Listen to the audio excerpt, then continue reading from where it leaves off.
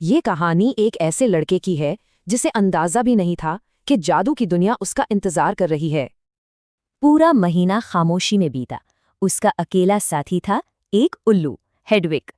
हर गुजरता दिन उसे एक ऐसी दुनिया के करीब ला रहा था जिसकी उसने कल्पना भी नहीं की थी। उसे स्टेशन पर तो छोड़ दिया गया, लेकिन उसकी मंजिल, वो एक पहेली थी। घड़ी की सुइयां तेजी से चल रही थीं। ट्रेन छूटने में बस 10 मिनट थे और घबराहट बढ़ रही थी। गार्ड्स को लगा कि वो मजाक कर रहा है। क्या ये सब एक गलती थी, या हैग्रिड कुछ बताना भूल गया? तभी लाल बालों वाला एक परिवार गुजरा जो एक छिपी हुई दुनिया की बातें कर रहा था। वो उनके पीछे हो लिया, और फिर किसी ने वो नामुमकिन सा नंबर बोला। एक उम्मीद जगी और उसने हिम्मत करके मदद मांगी। निर्देश आसान थे, पर उतने ही डरावने। 2 दुनियाओं के बीच की दीवार को भरोसे से ही पार किया जा सकता था। उसने आंखें भींच लीं, एक जोरदार टक्कर का इंतजार करते हुए। पर वो टक्कर कभी हुई ही नहीं। वो दीवार के उस पार था। सामने एक सुर्ख लाल रंग का भाप का इंजन धुआं छोड़ रहा था। सफर असली था।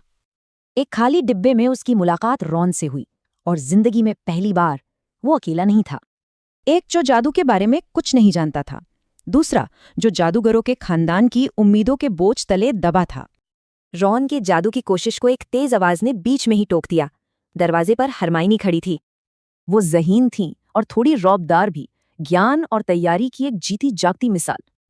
तभी एक और आवाज आई, ठंडी और तीखी, ड्रेको मैल्फॉय, जो एक अलग किस्म की दोस्ती का हाथ बढ़ा रहा था। ये वफादारी का इम्तिहान था, हैसियत और एक नई सच्ची दोस्ती के बीच एक चुनाव। उसने वो हाथ ठुकरा दिया, रुतबे पर अपने पहले दोस्त को चुना। बस हदें तय हो चुकी थी। ट्रेन धीमी हुई, रात हो चुकी थी। एक आवाज ने ऐलान किया कि वो पहुंच गए हैं। दूर एक लैंप की रोशनी थी और एक जानी पहचानी गूंजती हुई आवाज, पहले साल वाले, इधर आओ।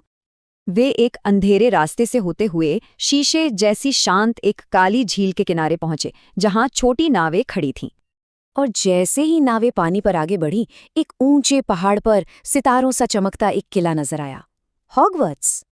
एक ऐसी जिंदगी के बाद जहां वो कहीं का नहीं था, ये जगह घर होने का एक वादा थी। बड़े दरवाजे इंतजार कर रहे थे, और साथ ही ये सवाल कि हमारी जगह कौन तय करता है, हमारा खानदान या हमारे चुनाव।